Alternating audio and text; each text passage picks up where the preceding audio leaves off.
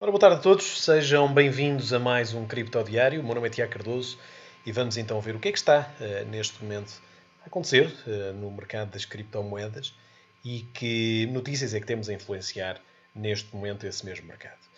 Ora, para já então estamos a ter uma pequena reação em alta face àquilo que foi as grandes quedas da semana passada. Portanto, a semana passada tivemos quedas muito agressivas, a rondarem os 15%, nomeadamente em Bitcoin, em que vimos aqui uma queda desde a zona dos 7.700 dólares até um mínimo quase abaixo dos 6 mil dólares. Portanto, falar aqui de uma queda muito, muito agressiva. Ainda para mais, e como eu vos tinha mostrado no vídeo da semana passada, uma queda impulsiva, portanto, com movimentos impulsivos a trazerem mais aversão pelo risco, a trazerem ainda mais pânico ao mercado e daí então estas vendas a serem chamadas panic sells, a serem extremamente agressivas. Nós aqui tínhamos visto na semana passada que a falta de divergências na queda destes últimos dois movimentos de grande queda que aqui houve, estes movimentos impulsivos, poderiam-nos trazer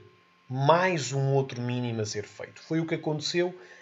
Entretanto, estamos a ver aqui alguma estabilização do preço. Curiosamente, nestas últimas horas, vimos já o preço aqui a disparar. Para já, pelo menos pelo que vi há pouco, não há nenhuma notícia que nos tenha trazido esta subida nestas últimas 2 horas, pelo menos pelo que eu tenha assistido.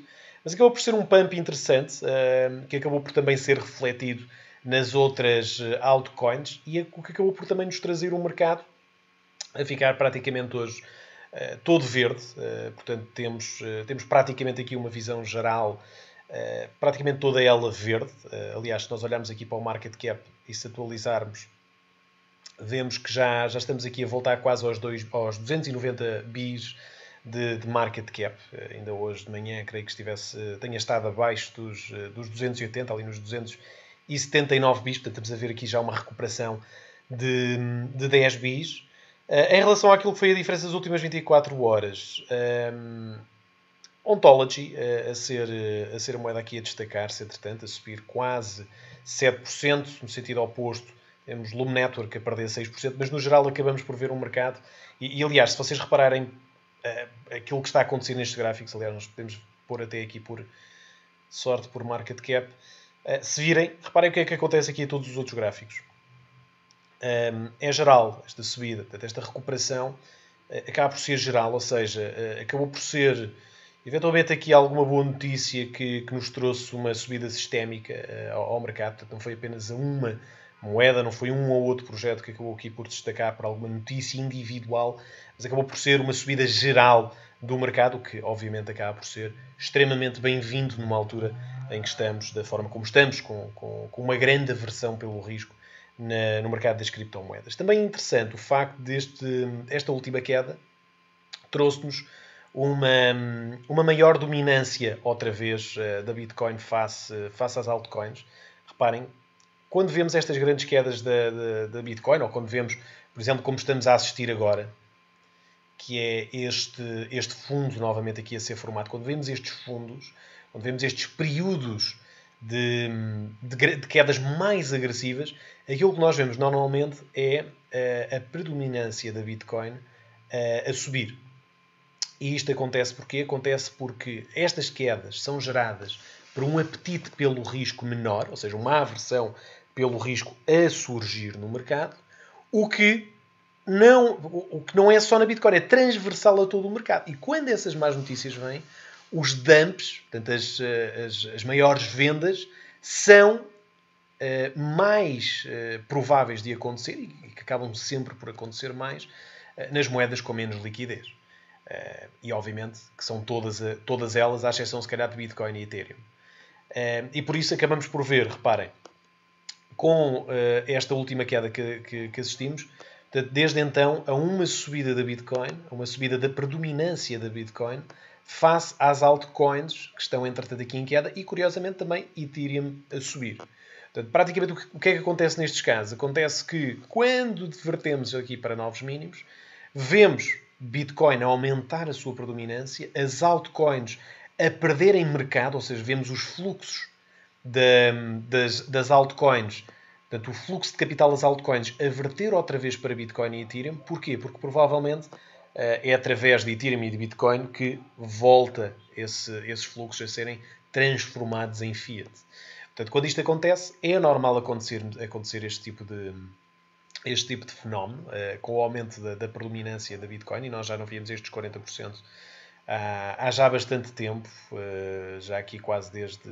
Vimos aqui em abril, entretanto, quando tivemos aquela queda de final de fevereiro, mas desde então já não vemos estes valores há bastante tempo. Aliás, em janeiro tínhamos Bitcoin mais ou menos nos 32, 33, 34%, e já estamos então a voltar agora para os 40%. Quanto mais ela cair, mais isso vai acontecer, mais a Bitcoin vai aumentar a sua predominância. Agora é uma questão de vermos, obviamente, se aguentamos neste triplo fundo que neste momento temos a acontecer da Bitcoin. Em termos de notícias, temos algumas notícias positivas, outras menos positivas. Uma das positivas é o facto da SEC ter vindo a referir que Ethereum não é uma security, ou seja, acaba por catalogar o Ethereum da mesma forma que catalogou a Bitcoin, o que abriu lugar à possibilidade de termos a introdução de futuros sobre o Ethereum. Isto acabaria por ser muito positivo para o facto de termos mais liquidez a entrar no mercado, para o facto de podermos ter cada vez mais a possibilidade de introdução de ETFs para a negociação de criptomoedas, o que obviamente fazia com que os mercados, no geral, acabassem por atrair muito mais capital. Aliás, eu até vos posso dar o exemplo. Se nós olharmos, por exemplo, aqui para... Posso até mostrar-vos, por exemplo, aqui o SPY, portanto, o SP500. O SP500 começou... Isto, obviamente, não foi uma razão, mas foi uma das grandes razões.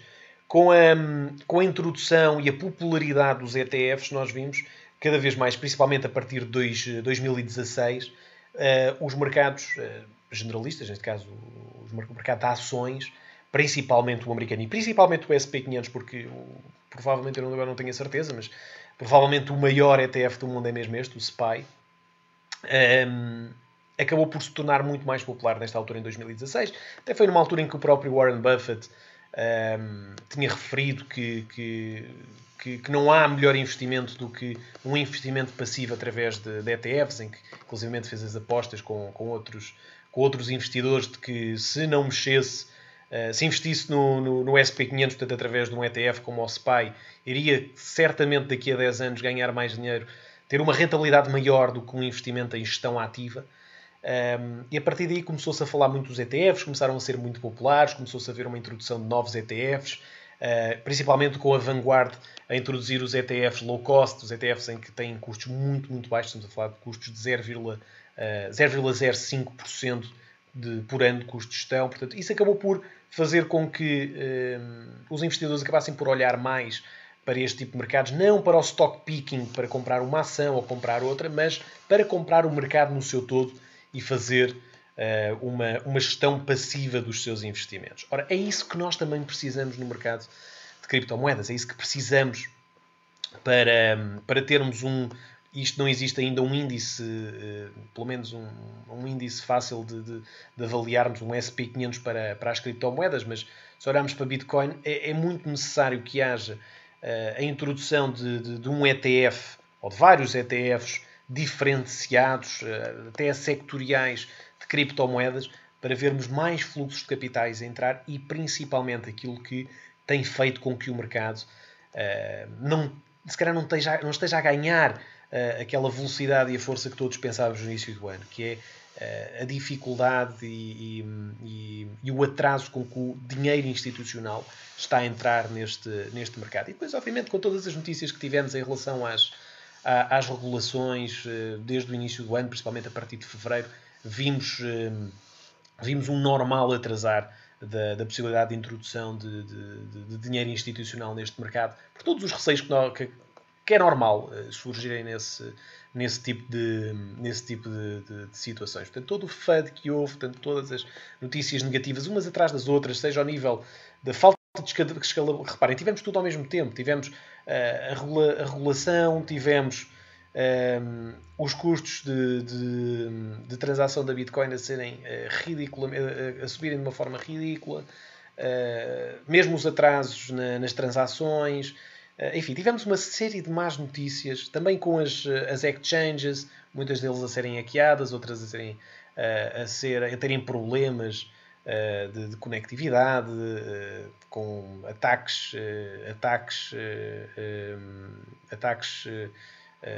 muitos ataques de DDoS a várias exchanges. Portanto, foram uma série de notícias negativas que fez com que não só o mercado, obviamente, caísse e tivesse a tão guardada correção depois desta subida hiperbólica, mas que, acima de tudo, acabou por afastar a possibilidade do dinheiro institucional entrar mais rapidamente neste mercado.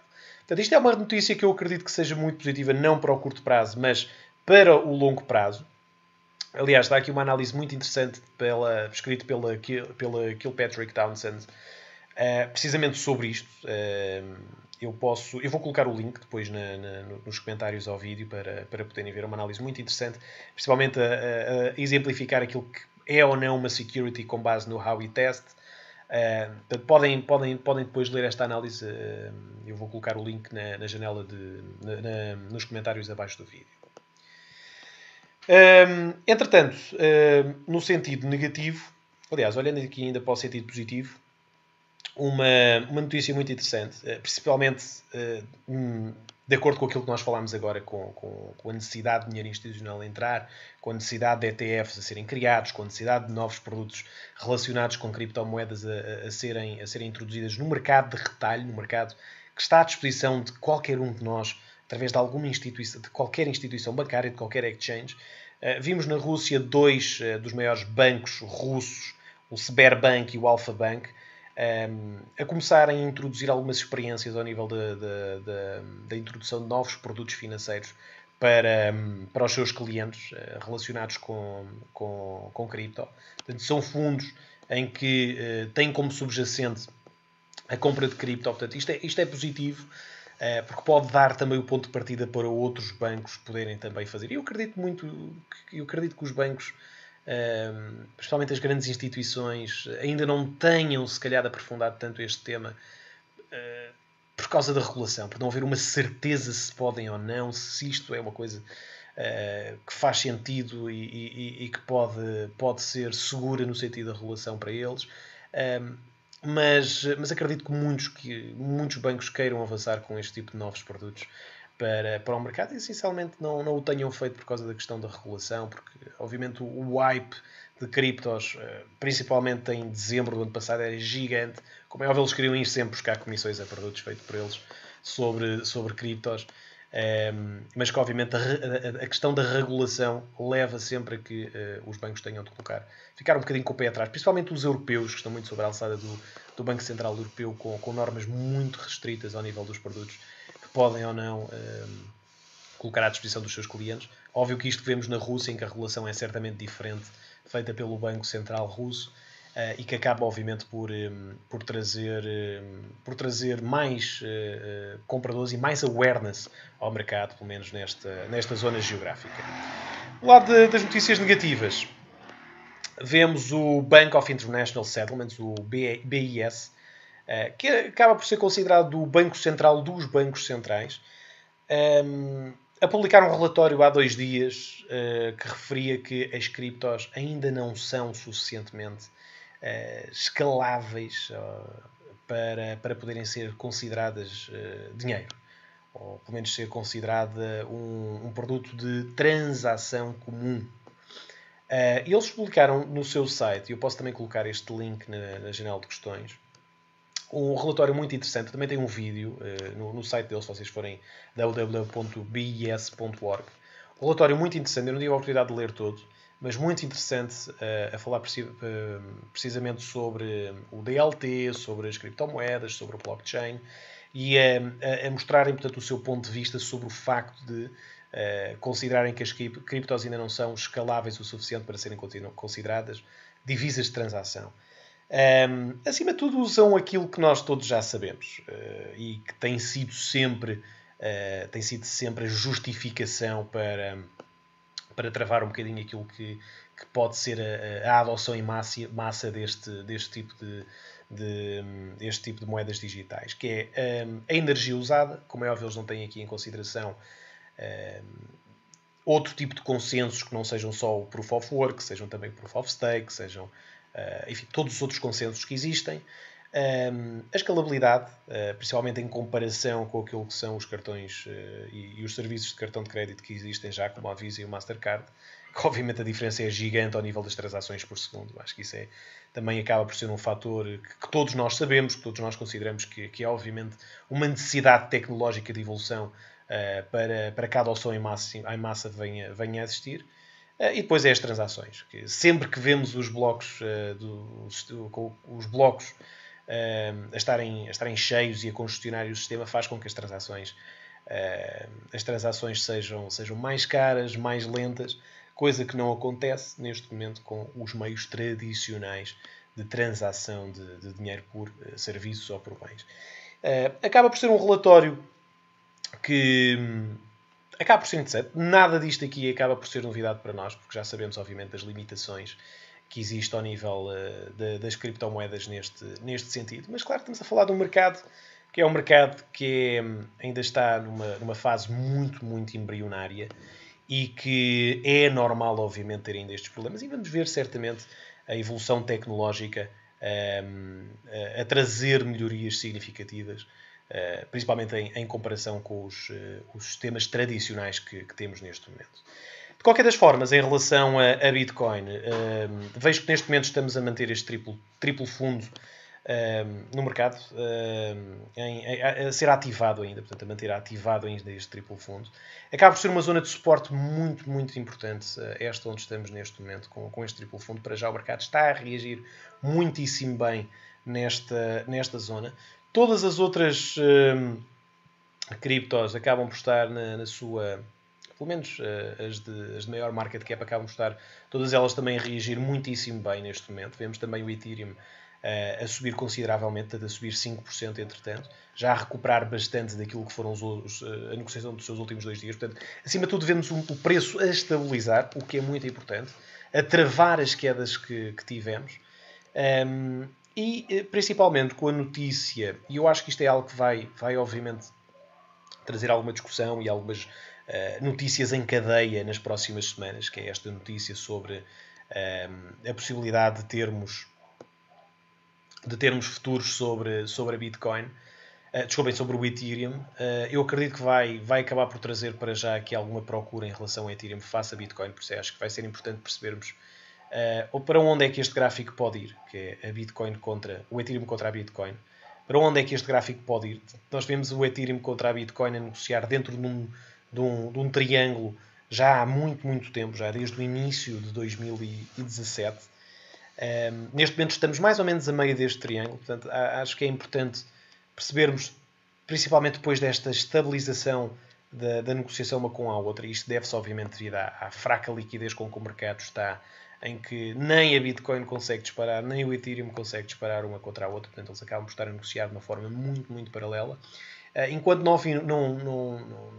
assistirmos ao volume a subir outra vez, à liquidez a aumentar outra vez, e principalmente a novas notícias positivas, porque este mercado é um mercado muito pequeno, é um mercado muito, enfim, com um tipo de psicologia diferente dos mercados tradicionais, e vive muito daquilo que podem ser as notícias positivas ou não. Portanto, enquanto não tivermos notícias positivas que nos possam trazer um apetite pelo risco a este tipo de mercados, vai ser difícil termos as subidas que tivemos nestes últimos pumps, desde que tivemos este duplo fundo no início de fevereiro, no início de março. Estamos agora no início de junho, curiosamente isto até bate certo ao nível das datas, não quis queira dizer nada, mas vamos ver se existe aqui uma nova reação em alta. Eu acredito que, obviamente, com estes preços, tendo em conta aquilo que é a abordagem técnica que muitos investidores fazem neste tipo de mercado, é normal que haja aqui alguma introdução de novos fluxos financeiros nestes valores. Então vamos ver como é que o mercado reage a partir daqui.